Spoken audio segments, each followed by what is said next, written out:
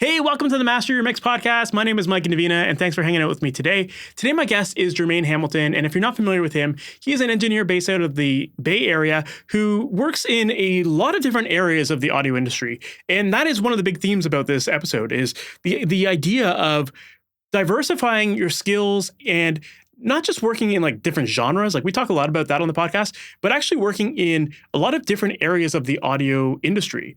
Jermaine has done everything from working on audiobooks, podcasts, recording studios, film stuff. Like he's worked on a lot of different areas. And he even talks about like working on like Tickle Me Elmo and stuff like that, like toys and that kind of thing. There's a lot of work in the audio industry.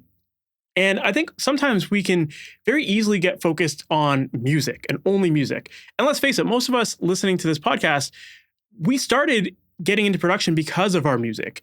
It's one of those things that, yeah, certainly you can make a great living working in music, but there are other areas where you can take those same skills and be quite profitable and create a pretty successful business for yourself. And I think that Jermaine is a great example of someone who's done that. In this episode, he tells us all about his story and how he kind of found some of these unique niches and how by diversifying his skills, not only has it allowed him to run his business in some of the dry months where business has been a little bit slow, but also it's allowed him to flourish and actually like create a pretty sustainable living off of this too. So I think this is a really interesting episode because if you've never thought about branching outside of music, you're going to learn a lot about the different ways that you can make money in this industry using the exact same audio skills that you're working on right now. So yeah, I think you're going to find this episode really interesting and that you're going to come out from it with a different outlook on what's possible for you in this music industry. So with that said, let's just jump right into the interview. Jermaine Hamilton, thank you so much for being on the Master Your Mix podcast. How's it going, man? All right, good. How's it going, Mike? Thanks for having me. Doing great, of course. For people who might not be familiar with you, can you give us a little background on like who you are, what you do, and ultimately like how you got into the music industry and everything you're up to these days? Yeah, definitely. I got into the music industry. Well, I guess to age myself, kind of like the very late '90s, going into like the early 2000s. I started off as a musician, playing classical jazz trumpet, and then I taught myself rock and roll bass. And I grew up with a piano around the house. I took a little bit of piano training when I was like 5, not a lot of training. I guess being in high school band, our jazz band got the opportunity to record at the Plant Studios in Sausalito, which is a pretty world-class facility. So yeah, as a teenager, walking into that studio, I was just, I was floored, right? I was like, oh my God, this is what I want to do. I saw the cool, board and all the equipment and, being myself kind of both left brain and right brain, technical and creative. I just thought it was like a cool fit, something that could kind of satiate both sides of my brain.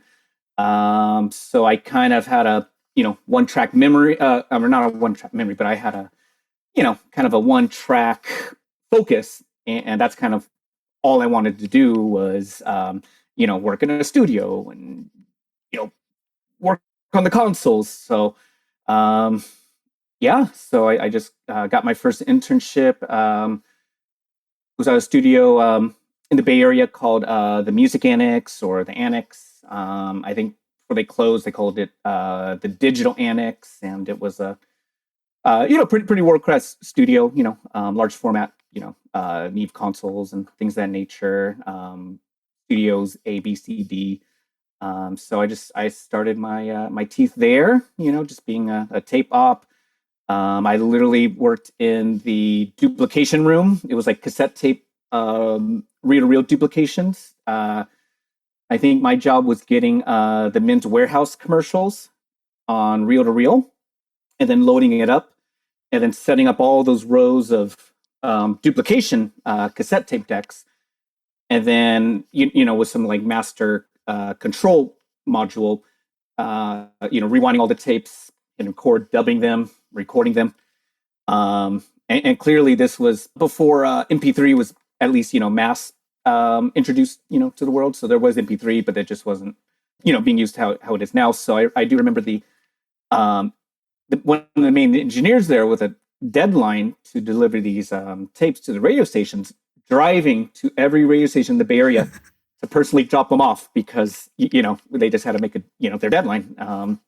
So yeah, I started off at that place. That was kind of like a summer internship, and that kind of ended. And then I took some audio classes just at Foothill College, the local audio school. Met I do forget his name, but some classmates were working at Jingletown, which is like Green Day studio, and so I sent them my resume. And to be honest, they reached out to me twice because I sent it in. They reached out to me. Their studio was in Oakland, California, and I was living on the other side of the Bay Area, on the peninsula in Redwood City. And so, I was a student. I didn't have any money. Internships back then or now, I'm not sure, are unpaid. And I didn't know at the time whose studio or what the scope of this was. It was just like, oh, a cool studio is reaching out to me. So at first I was like, oh, I'm still in school, but please keep me on file. And then somehow they reached out to me again during like the summer, and I was like, sure. I show up. I'm 18, 19, and I see the space, and it's just like a world-class studio in Oakland. And I still don't know who works there. I don't know the projects being done there, but I see they have like a Neve 8040 board, and the live room is massive. They had like a Sony Oxford in Studio B at that time, which is not that popular of a board anymore, but I think it was like one of the first digital boards or something. So anyways, I didn't even know how to pronounce Neumann microphones. I called it like Newman. I didn't know anything about anything. I was just kind of learning. So they offered me a position.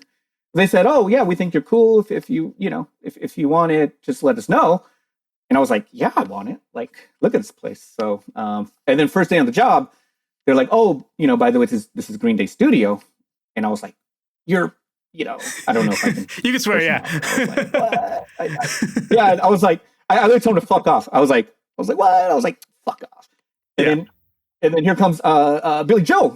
Like almost like 10 minutes later, he's coming in. They're kind of loading in. And it was like the first time I'd ever experienced anything of that nature. So I was just like, wow, and You're so like, yeah, I'm not leaving here now.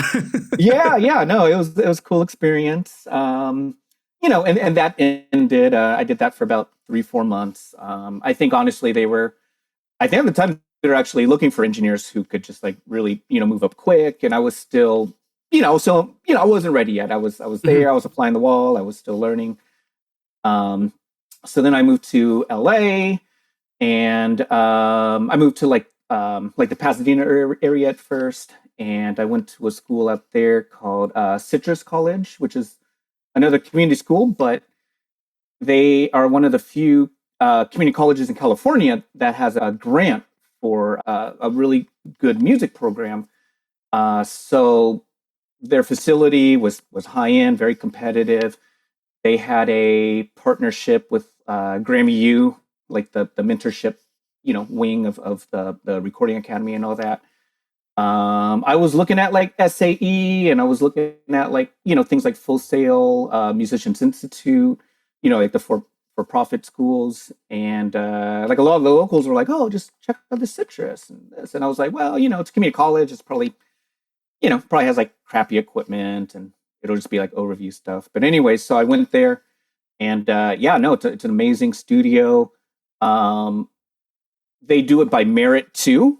So you have to take some prerequisites, and after that, you have to you actually have to like interview your way into the program. So kind of rather than like a for-profit school where hey, if you have the money, if you're making if you have 80 grand or however much it costs, then you're in, and they kind of tell everyone, oh, you're going to be the next Dr. Dre or whoever. Of course, yeah. Yeah. So Citrus College was like totally opposite. It was like, you had to be legit. You had to be passionate. You had to grade well in the prerequisites, and then you had to go through the interview process. And then once you got into the program, you were in a block of about, I think, like 30, 40 students, and your block, you stay with your same block of students for the whole 2-year duration of the program. So I found my old friend list of all my classmates, and I realized I'm close friends with almost everyone on there. Like probably like 99% of them I keep in contact with almost a regular basis, and some are still doing stuff in the industry, some are doing other things, some I realized, I was like, wow, I literally keep in touch with almost all these people, and That's I awesome. thought, I thought that was really cool. So I graduated, top of the class. And then that kind of like helped me get my foot in the door to some studios in LA. And yeah. I don't know if you want me to No, it's all good. It's all good. Yeah. And now you're building your own studio, which we'll definitely get into. Yeah. I do want to go back a step and like talking about the Jingletown and working at Green Day's place. Like, I think for being like 18 years old and being in that kind of facility, obviously it must have been like life-changing to witness so much of that behind the scenes stuff. And there was something that you said about like the idea that, they were looking for engineers that wanted to grow fast, and that you kind of made it sound like, you weren't quite at the stage that they were looking for at that point, which, granted, you were just getting started, so that makes sense. Yeah. But like, for a lot of people, I think a lot of people might look at that as like, that's like the peak thing in their career, right? And like when you like lose that gig, you're like, I'm out. Like I lost the best thing I could do. Whereas like you persisted. And so I was curious to know, like, looking back at that opportunity, what were some of the lessons that you learned just by being in that studio environment? And then like afterwards, when you did leave, what were the lessons that you took from actually leaving and looking to the future?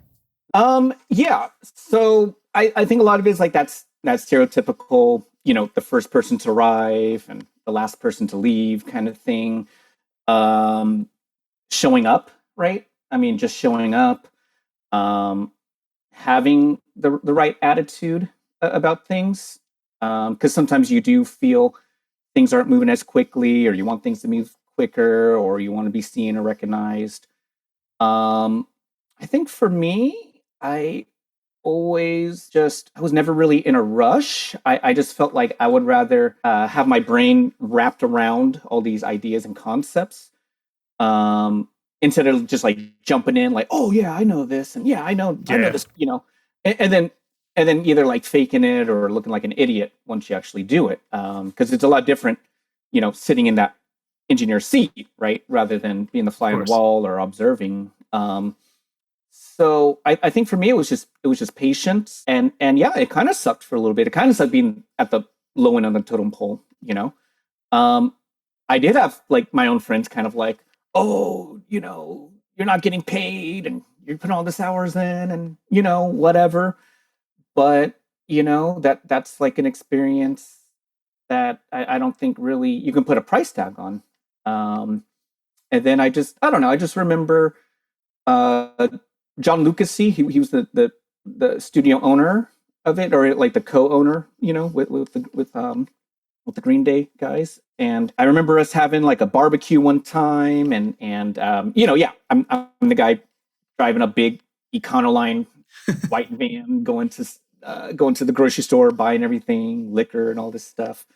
Like, how did I buy the liquor? I don't know. Maybe I didn't buy the liquor. I don't remember. But we all hung out, and we drank some whiskey, after the barbecue. We all had a great time. And I don't know. I just remember John Lucas saying, Jermaine, the way you are now, he's like, don't ever change. He's like, just be like this, and you'll be fine. And I think maybe maybe I kind of internalized that, and I was, I'm kind of a goofy guy, and I am kind of on a little ADHD spectrum. I have enough focus to focus on my work and stay in the pocket, or maybe some people say like the hyper focus or something.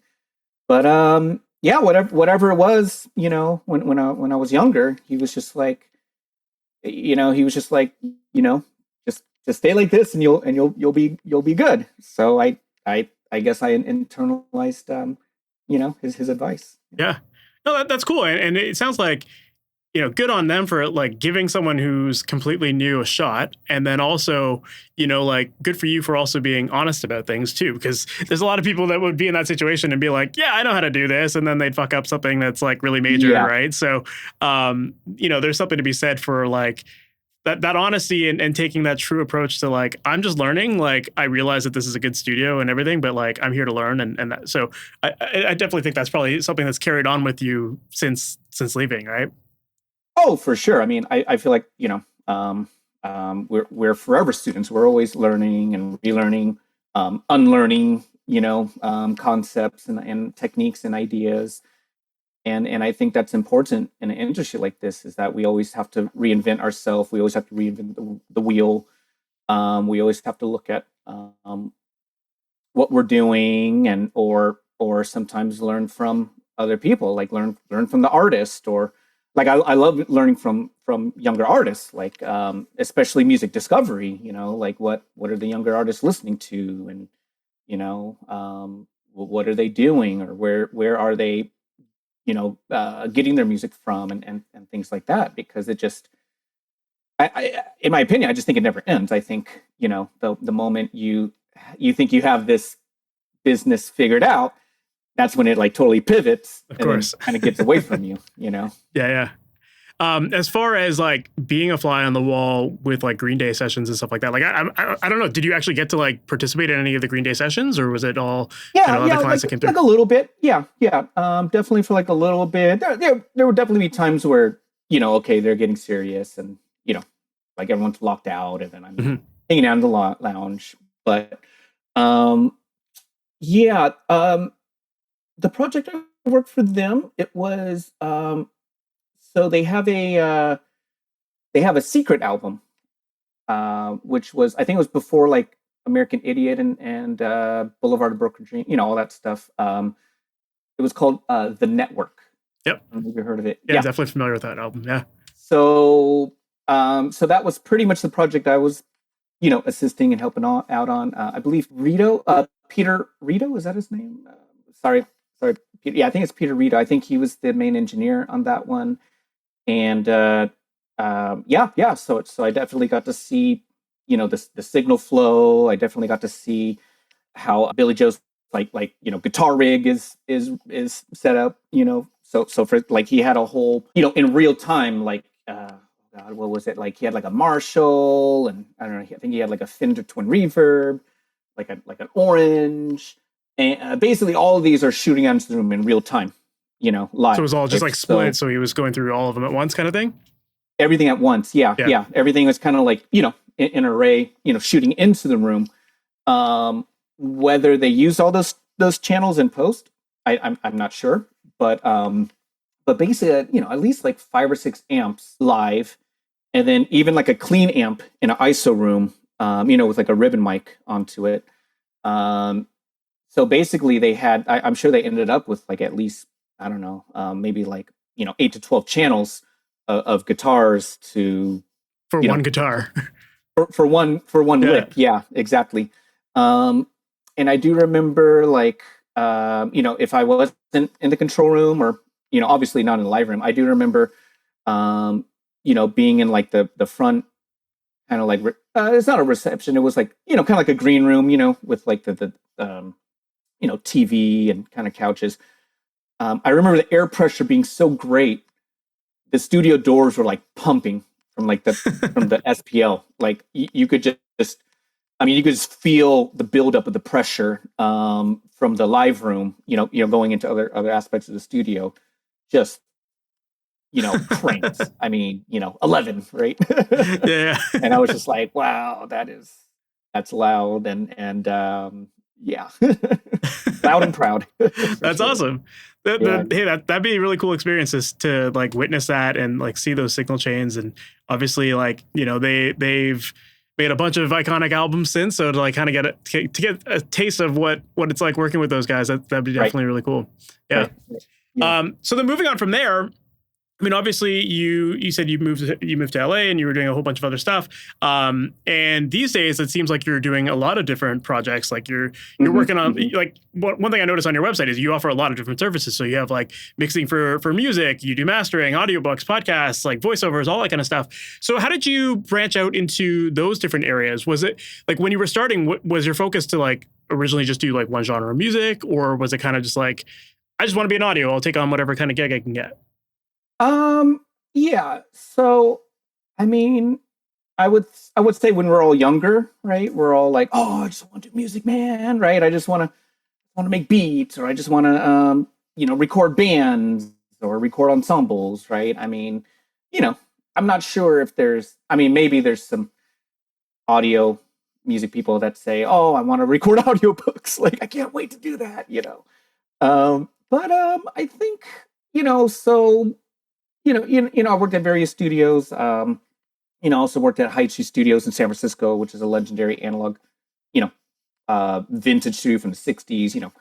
Grateful Dead and Jefferson Airplane, and but then even people like Tupac and Train. I don't, a lot of legendary people. If those walls could speak, right? Of course. So I worked there. Then I worked at this studio in the East Bay. Basically, the financial kind of crisis hit, and I think a lot of people were 2008 9ish, and so I think a lot of people were struggling, especially studios, right? Because the last thing, if people have tight budgets, is money to be creative or go record. We all know, labels have been downsizing and changing. That the aspect of recording's been changing. So, long story short, I moved back to the peninsula. I was, kind of, I didn't have a gig, didn't have a job, and I'm like, okay, what am I going to do? Maybe I should just go do some boring computer stuff. I don't know.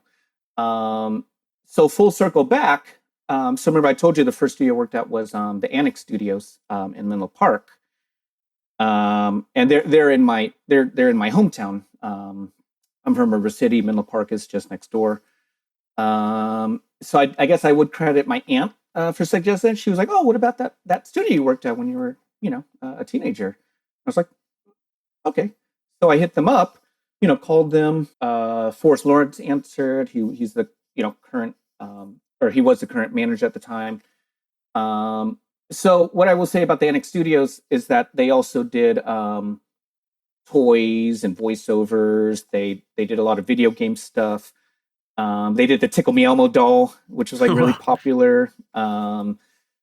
They did the Got Milk guy, like those old school commercials. If anyone remembers, like Got Milk, they did that there. So I think that the whole success of the Annex Studios was that not only did they do music, and they had like George Benson, he's like a jazz guy. His label was there. Then a lot of like iconic Bay Area rappers, E40, people like that worked out of there. Also, like some metal stuff like Queensryche, I believe they did an album there.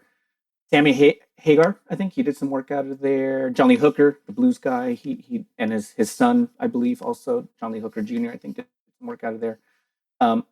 So anyway, but they always were dabbling in everything, and so I hit them up. A little company called Facebook bought their studio, so the Annex Studios as we knew it was gone. It was now owned by Facebook, private. Facebook was using it for their own private stuff. Kind of again writing on the wall for bigger studios. But the team at the Annex did scramble to find a new space in San Mateo. And so when I called them, it was right at that transition. So they were like, "Oh yeah, come in or whatever." And they gave me an address in San Mateo, California, which is about 25 minutes away from Menlo Park, California. So I thought it was odd. I was like, "Well, aren't you guys right down the street?" Whatever. So I drove out there, met up with the guys. Long story short, all the engineers there, they're all jumping ship. The new space was not up to caliber. It was kind of like an old, kind of like punk rock, do-it-yourself kind of, metal, it was kind of grungy. It was, they didn't have like professional acoustics. They didn't hire some expensive acoustician to do the place. So basically for me, it was kind of an opportunity because all the legacy engineers were gone. They're moving to LA. They were doing this and that. And I came in, kind of started assisting there and then running sessions. And then the lead guy, Forrest, his wife was pregnant at the time. He was expecting a child. And he was like, I don't know if I can do this. It was like, you want to manage the studio? He said, I'll still be there, but he said, I'll be around, maybe I'll consult or whatever. But he was like, so it was just timing, right? The old studio had, the world-class studio had closed. They found like a kind of rinky-dinky space, but it was still like a 3,000 square foot, studio. So I was like, yeah, sure, of course. So I jumped in.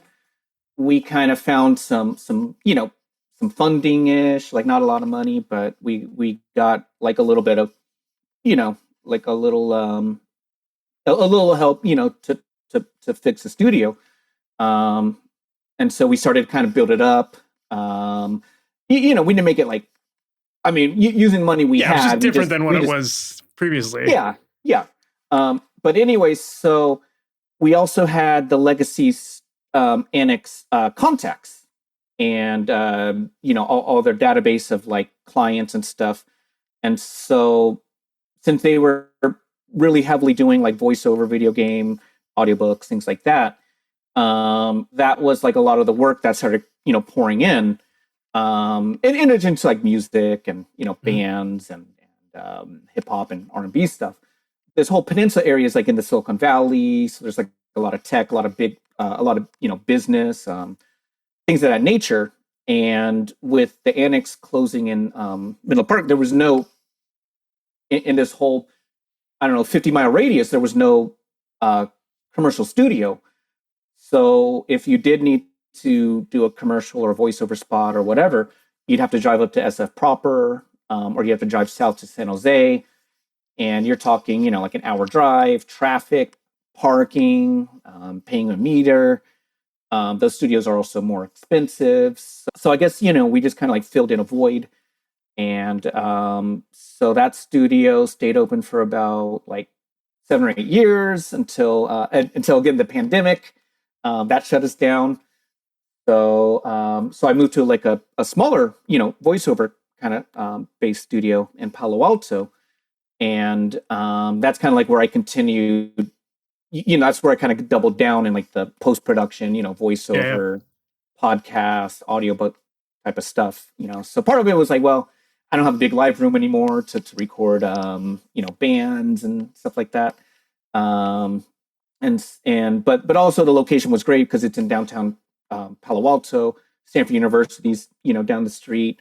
You have Facebook and the Googles this way and that way. And I've been doing this type of work now for almost a decade. So, so having the clientele list, kind of helped keep the doors open and keep the clients kind of. For sure. Yeah, no, it's interesting because like, I know most of the people listening to this podcast, they're primarily working on music, and that's the reason they got into engineering as well. But one of the cool things about this skill is that as you learn the craft, as you learn the software and the gear and all that kind of stuff, like you can really apply these skills to any area of the industry. And there are those commercial companies or the toys or the video games and stuff like that people don't always think about as like, that's what I could do in a studio. And so it is kind of refreshing to hear someone who has kind of found their footing in that area of the industry. And I like one of the things I do want to encourage people listening to this podcast with is that like, yeah, don't just be like narrow-minded in what you do. Like, sure, we all get into it thinking, I want to work on like a rock record or whatever. Like that's all I want to do. But if you're trying to make a living in this industry, you can diversify and you can find different areas of the industry and do quite well in those areas as well. So yeah, it's cool to hear you kind of talking about some of that. And one of the things, and I'm sure like you kind of alluded to this, but like, if there's one thing that I've learned as a freelancer is that like, you're going to have months that are great where you get tons of projects and you're making good money and whatnot. And then you're going to have those like slow months that just suck and like, business is dry. So I'm assuming that having all of this diversity and the kind of projects that you do, that also kind of makes it easier to stay afloat in those crappy months too, right? Yeah. I like to kind of, feast and famine, right? So some months you're feasting and then some months there's a little bit of famine, but hopefully the money from the feasting you set aside. But if you diversify your abilities, whether it's like mixing, mastering, editing, vocal tuning, there are engineers that literally just edit the vocal timing, like the timing of the vocals, like just moving them millimeters to the left or right for like ballads or kind of like slow songs like that, just to find like the right nuance and pocket. There's literally people that's what they do. So it is good to have other revenues or openings. So when like the live music stuff are recording the bands, dries up for a little bit, or maybe they're on tour, it's summer. Okay, well now let me set space for podcasts. Maybe there's some local people looking for a studio to do interviews or host host podcasts, things like that. And if you think about it, if you find like a podcaster, like if you're just like the engineer or like the producer, if you're not doing like your own podcast like yourself or something, if you just want to be like technical and stuff, well, you can find a lot of times podcasters that's reoccurring revenue. They're going to come in maybe once a month, maybe once a week, maybe every other week. They're going to have guest hosts every now and then. They're going to have special bumpers or trailers that need to be edited, or they might want you to do the editing and the cleanup, after the recording. So you never know what type of work can lead to other work, or that can lead to referrals. So I'll also say that by the way, when the Annex Studios closed and moved to Menlo Park, we reopened as Studio Circle Recordings. That website is now debunked, but if you go to like on like the Wayback Machine or something, you can find the old website. But we also had a niche there of doing student audition tapes. Interesting. Which is it's a crazy niche, market, but there's a lot of family. And I will say maybe in this region, there's a lot of families that want their students to get into like good colleges or get into like classical or jazz kind of music like competitions, and they need a space where their child, a lot of them are virtuosos, like playing crazy Bach and Rachmaninoff on levels that sometimes are beyond some not professionals but some adults I've heard anyways, but they pay top dollar. They almost they're usually families that are kind of like in the upper middle class and beyond, and if they find a studio that does that type of stuff, because sometimes they'll call studios and be like, oh yeah, well we just do punk or we just do hip hop, but once they find a studio that does do stuff like that, they have these huge networks. They tell all the other families. The next thing you know, you have all these families calling you, for student audition tapes, and it's kind of like almost like name your price, because they want they want the best quality for their students so they can get into this school or go do that musical competition and things like that, And so, I'm sure it matters on the market where you're in, but it's kind of like I don't know, kind of like a thinking out the box type of thing, Yeah. So that's awesome, man. You bring up a couple of really good points there. Like, number one, like most people think that when they get into being like having a studio business, they think of like that word of mouth snowball, and like they are very niche minded, where it's like maybe they want to just focus on music, and that's a very saturated market. So it's hard to get that word of mouth snowball, and you need to have a lot of clients in order to actually be able to spread that word and do it. Whereas when you focus on one of these much smaller niches, like you just talked about with like student audition tapes and stuff like that, like I've never heard of anyone doing that, but that is such a very cool niche that, of course, yeah, when you get into it, like the word of mouth is fast because it's so small and there's only the one place that does it. Yeah. And for us too, it was like seasonal, definitely like, like students are out during like the winter break, or like spring break. And then that's also a time when it's kind of slow at studios, studios kind of slow down during the winter time. Like people go home, visit family. Maybe sometimes it picks up. Maybe there's like students that are home from college and they want to go in and record some vocals and stuff like that.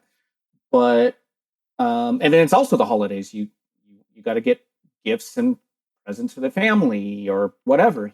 It fills in gaps, right? It wasn't like a year-round thing, where I'm like, oh wow, I'm like recording all these students all the time. It comes in spurts, so it just fills out the calendar, So when this slows down, and then you have another little revenue there, Totally. And again, I think that's like a great way to look at it. Is like, yeah, this is a cool industry that can like fill in those dry months, or like, yeah, if it's seasonal, like, okay, like maybe I do want to work primarily on music, but like to pay the bills, I got to focus on this for like a month or two, and like, like that kind of thing. It's the reality of being in a studio. You kind of do need to like have those options, and or at least like, be prepared for those dry months. And like, what are you going to do? Are you just going to go out of business, or are you going to find a way to like survive? Right. So it is important for that.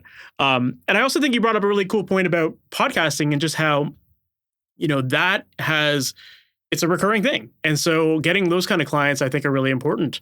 It is really interesting because there's so many people that just rely on like one-off clients here in this business. Right. And like, yet there are these kind of like, for lack of a better way of calling it, like there's like these VIP clients that will come back to you every month or every week or whatever. And there's a lot of opportunity there to pad your baseline, at least with that recurring revenue and those kind of niche clients. Exactly. Yeah. And I mean, and it's great to have those clients, but I've had clients, where we have a long-term relationship of years and years. But sometimes it dries up, or sometimes they move, or this or that, or something happens. And so if you're leaning too much on that, and then that is not available anymore, well, now you're scrambling, to do something else, yeah. And I mean, I will say sometimes though too, there is that, what's that saying? It's like, sometimes you don't want to be a mastery of like too much different stuff. Like a jack of all trades, master of none kind of thing? Yeah, I think it's that one. So I do think, I mean, it's tough. I mean, it's a balance, I think. So I do think that, and I mean, and I was maintaining, like a, commercial or semi-commercial studio. So we had kind of like other engineers and stuff like that. I think in the music industry, there are like hundreds and hundreds of things you can do. And I think that people always think of like, oh, well, I just want to, record artists or produce artists. But it's like, well, but then there's also like programming. There's like software. There's like making plugins, there's marketing. I mean, if you really think about this industry, it's so vast and wide. And so I think, I don't know, I just think it is good to not be too narrow-minded on it. But I guess you could almost compare it to like the hustle culture of like having like 5 or 6 different gigs. Because it can wear you down a little if you put yourself out too much out there, and you're like, oh, now I have like, 40 hours worth of editing and then I'm recording a band in the morning. Oh, and then I have a voiceover all night, and oh, I'm engaged, and I'm now I have to work all weekend and edit. I think it's just, you have to have a good work-life balance. So so if you do get a little, all of a sudden all these different things are coming in.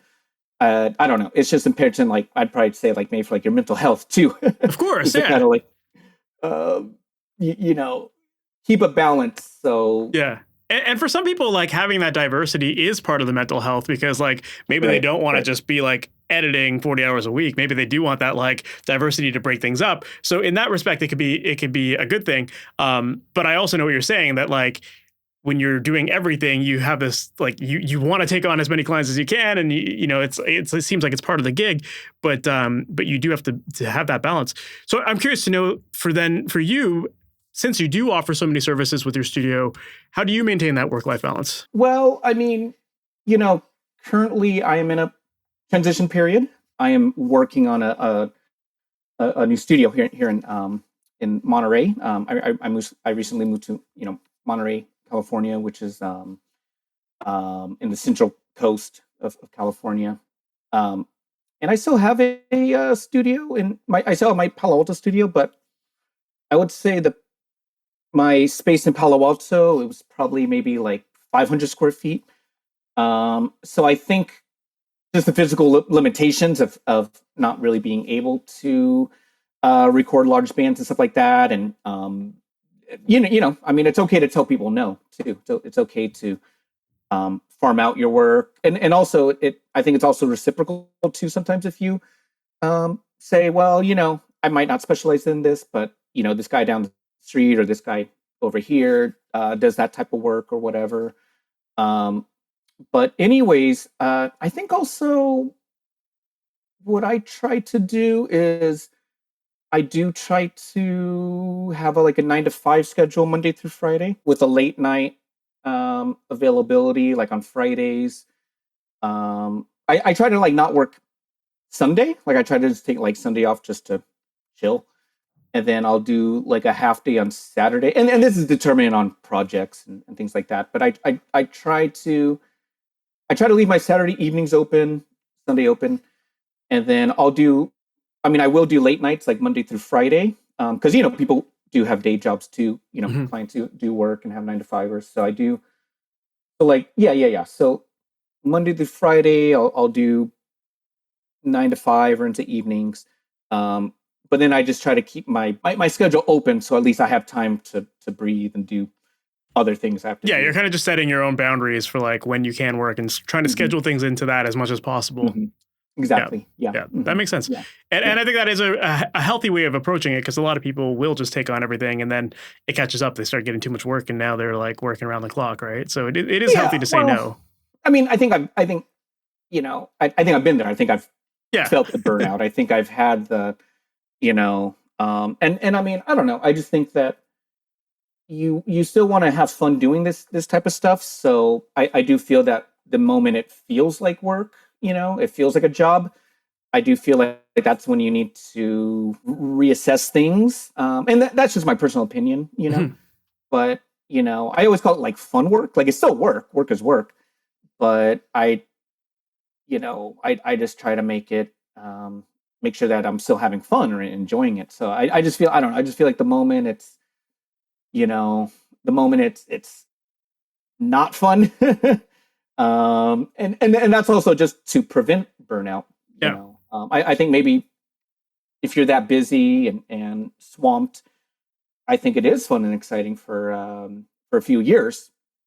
But like anything, it's well, then after a while, it's okay, totally. You can't necessarily do it forever. I don't know. Some people say, oh, tracking and engineering, that's a younger person's job. Once you get kind of middle-aged-ish, it's it almost, I don't know. Sometimes it feels like it's babysitting, right? You're mm-hmm. Taking care of these kids. But again, for me, I think it's all about balance. I still love recording bands and stuff like that.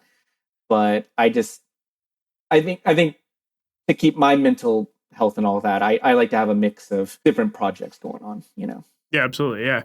I definitely think it's healthy to have those boundaries. And you kind of touch on something that kind of made me think of something else, which is I find that people, when you get to that point of burnout or discomfort where you're just oh, I got to do this again. It's those are always the best opportunities to reflect on what's going on right now and how can I change this situation? How can I make it better? And sometimes it's something as simple as I got to make a macro to make my process a little smoother, or maybe it's I got to change my hours or something like that. But you can always find ways to optimize your process, optimize your life. And so you just have to take that time. You have to put it aside to put the time aside to actually think about that stuff and actually work it out, right? And You're going to benefit from that. Yeah. Yeah. Even like your rates, like, am I charging too little? Am I charging like, what am I charging? Like all of a sudden this is all coming in, and am I offering my services to the market that's at a fair price? We've all heard the thing that sometimes lowball clients can be the most The high most work. maintenance, Yeah. but it's also scary. It's also scary to raise your rates. It's scary to turn down work. It's scary to say no. But that's creating boundaries, and I find that you actually get more respect when you create boundaries. You get more respect when you say no, or maybe you pace it out. You say, okay, well, I can do this, but I'm busy this month, so let's my availability is freer next month. And then there is a formula. I don't know if you've heard of it. The kind of the triangle formula. It's time, talent, budget. You got to have two. Have you heard that one? Yeah. Yeah. So I've always heard time, like fast, talent. cheap, and good. Yeah. Yeah. Fast, cheap, and good. Yeah. Same difference. So that's been a very helpful formula for myself, and I love I don't try to charge I mean I try to keep my fees fair, especially if it is a passion project, if it is someone like an artist or a band or a group that I really believe in, and I know they're not made of money or whatever, but I feel like that's why I kind of subsidize other work, maybe having um clients like major publishers like Random House and Hachette Audio Group and Penguin Audio.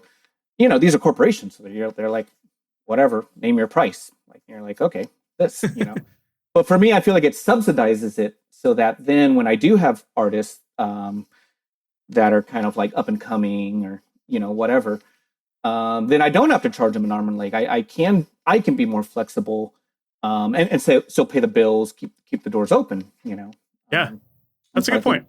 think, yeah, Yeah. I think that's all really important. And, to kind of touch on that, like that idea of like raising your rates, like that is a thing that, like when you're slammed and you're like getting to that overwhelm point, like that is the perfect opportunity to try things. And you sometimes surprise yourself and you realize like, oh, wait a minute, if I raise my rates, I know people that have doubled their rates and been like, wait a minute, people are willing to pay this. And you can make the same amount of money with fewer clients and less burnout and all that kind of stuff. Or that just becomes your new rate and everyone wants it because they love the work you do and you keep just as busy, but you're making way more money. So it kind of gives you that opportunity. Yeah. And I mean, this industry is all about relationships. Like, I mean, it might be cool if you have, this Neumann mic or you're going through an SSL board, whatever. Cool, but that's not really what is important. What is important is the person and the relationship, the skills of that person.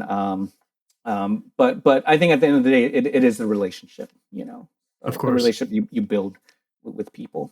Yeah. That's awesome. Jermaine, this has been great. Like I've really enjoyed chatting with you about this because I think that, we on this podcast, we sometimes get so in the weeds with like the nerdy gear talk, but I do think that it's really important to have these conversations about like ways to make a living in this industry and how sometimes like the unconventional way is actually the best way to go. Or they're at least just opening your mind to these unconventional ways or these different niches and that kind of stuff. Sure, yeah. Because there is a lot of opportunity there.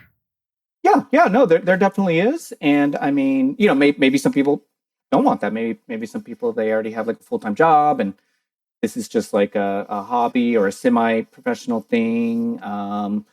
But everyone, everybody has their calling or what they want to do. But if there are people who want to make a career out of this and do this full time, I mean, there's tons of opportunity, and there is no right or wrong way. And so I don't think it's good to, for example, like compare yourself to other people and what other people have done. Some people will hustle for a decade and then maybe finally get their foot in the door or get something going. Some people, in their early 20s, they're working for a label and whatever, but it's just finding your niche. Like everyone has their own journey and path. And if you're if you're passionate about something and you're hungry um, and if something you want to do, then it is, then you do it. And Yeah. when other people see your passion and other people see your passion, for the work, that's attractive, right? That attracts other people. That attracts people to want to work with you, and people that share your passion or your vision, and things of that nature. Yeah. So as far as like people getting into some of these niche industries, there may not be a lot of competition or other studios locally that are doing this kind of thing. What advice do you have to people with like finding those niches and like getting their foot in the door of maybe the small studio that does offer this, or maybe even just starting their own? Like, what advice do you give to people there? I guess you kind of have to put like a little more of a traditional business hat on, right? I mean, it sometimes, at the end of the day, I mean, studios are businesses, and you are providing services to maybe other businesses, like B2B kind of work, So um, you can go to like your local business community, like the Rotary, or what is it? Not city. What's it called? Not city hall, but like your like different local business associations, Yeah. different business groups, because you never know, you know, oh, this coffee shop, maybe they want a radio spot, a commercial. This laundromat, maybe they've been wanting to advertise or do something. This local art gallery, maybe they've been thinking about putting a podcast together, talking about art and sharing stuff about art, whatever it is. So I think you got to kind of look into like your local business community and kind of network with people like that and say, hey, I got a studio, like, let's go. I would also say for voiceover stuff, I believe it's voices.com is a great resource for voiceover work.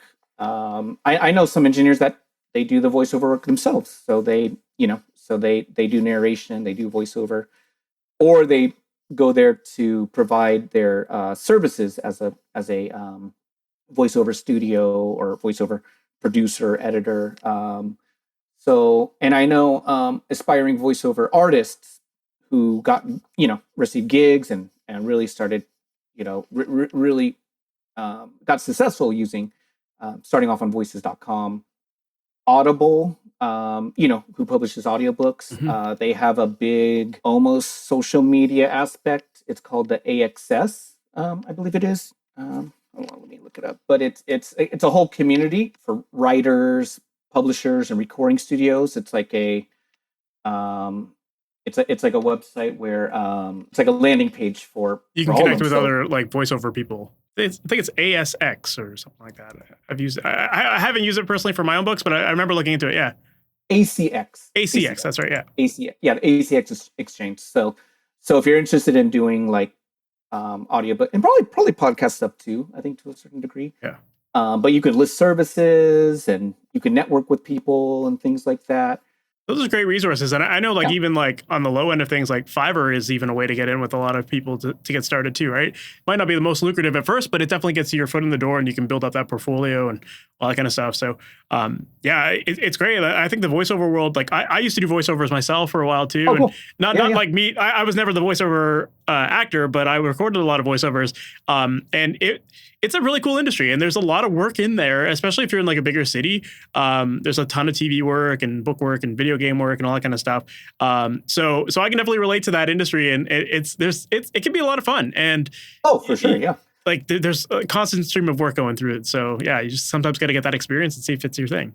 Yeah, yeah. One of my last ones was this. Yeah, I can't really talk about it, but it's like a Japanese video game, like Japanese fighting game, and it was just so fun. Like the producers were like in Japan, and that it was like the this energetic actor, Yeah. and we had like a lot of problems to go through, but it would because the video game itself had like a sense of humor to it, and so yeah, we're just cracking up Yeah. and enjoying ourselves, and then it's kind of cool to like play the game when it comes out months later and like, oh yeah, I did those prompts Yeah. or whatever, I also think too, like the voiceover industry, it's kind of cool because, as music producers, we're used to coaching people through their performances and like, especially singers.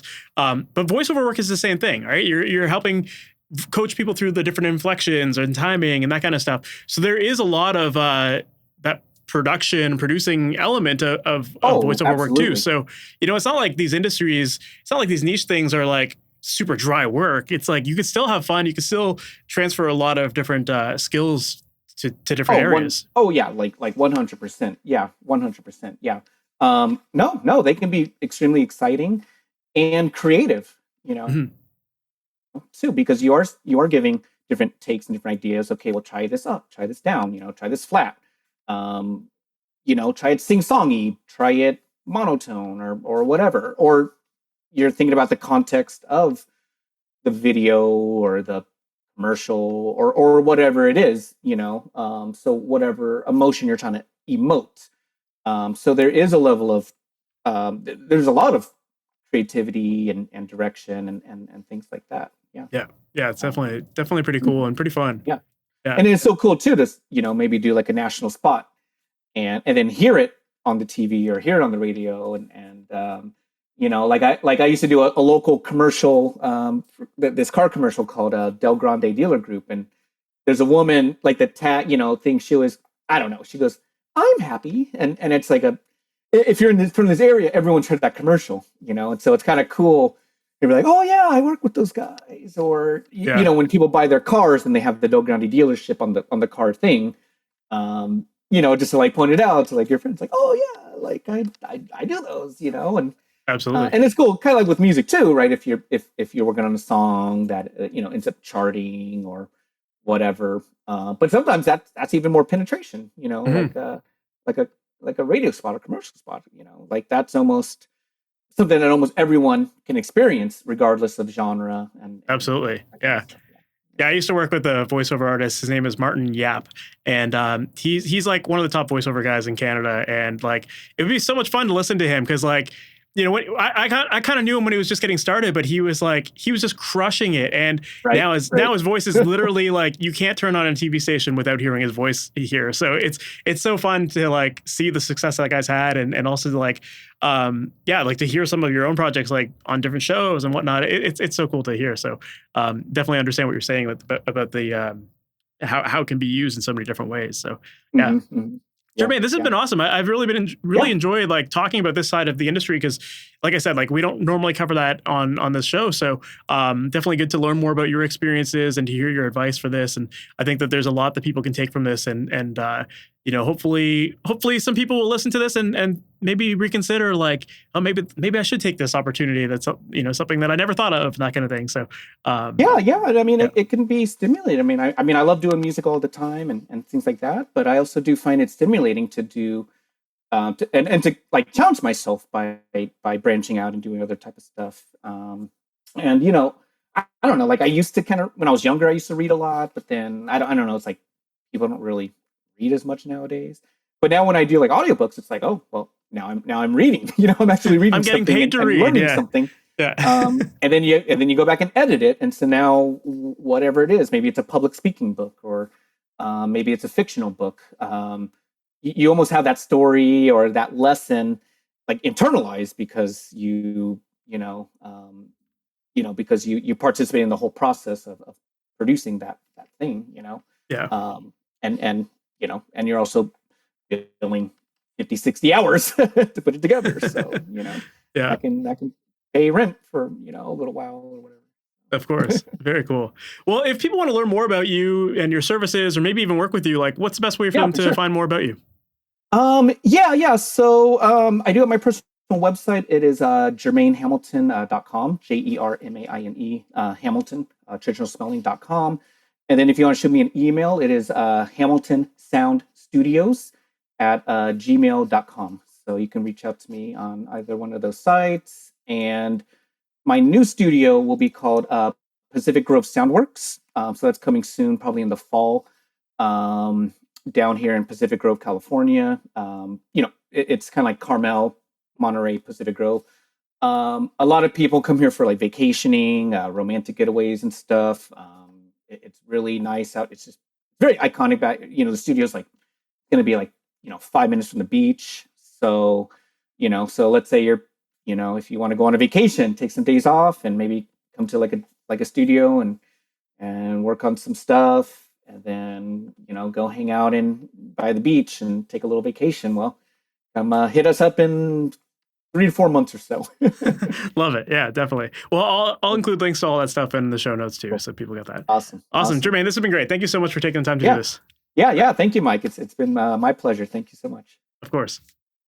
So that was my episode with Jermaine Hamilton, and I thought it was really fascinating to learn more about his journey and how he kind of has evolved a lot in his skills and in the different areas of the industry that he's worked in. And I think that, one of the themes that came from this episode is like the idea of just like being open to trying new things. And that is really, really important. And not being beat down by the demands of the industry or when things get tough. Jermaine is someone who's persisted through that. And I think he shared a lot about that in terms of his stories about like working at Green Day studio and how he was eventually let go because he just wasn't at the same speed that some of the engineers were, or at least that their expectations were.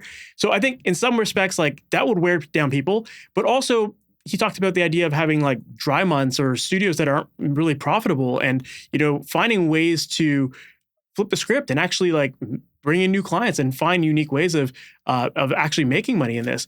And so I think that it's really admirable of Jermaine to like keep bouncing back from some of those tough times.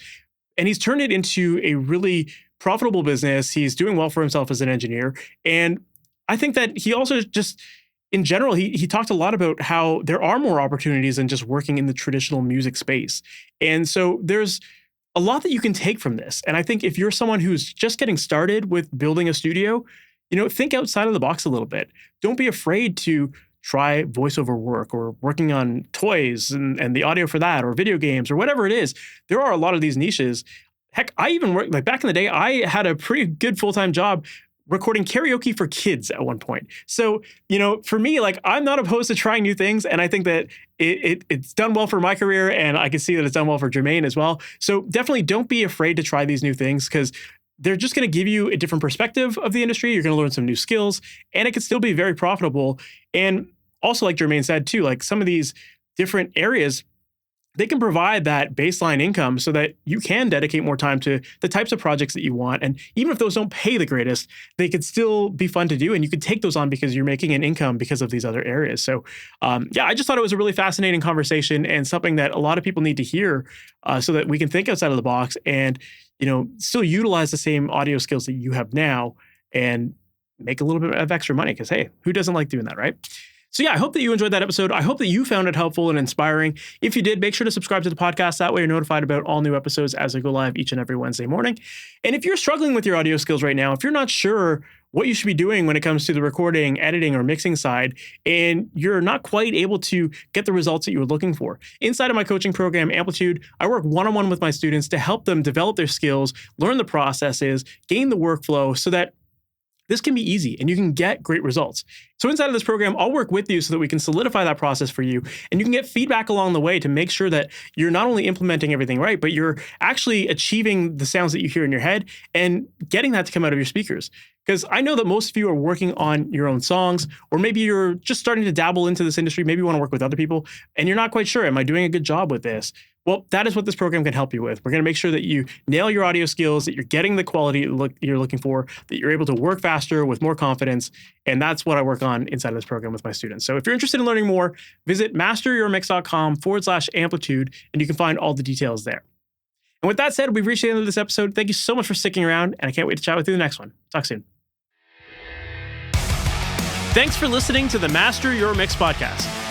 Please make sure to subscribe on your favorite podcast app and leave a review.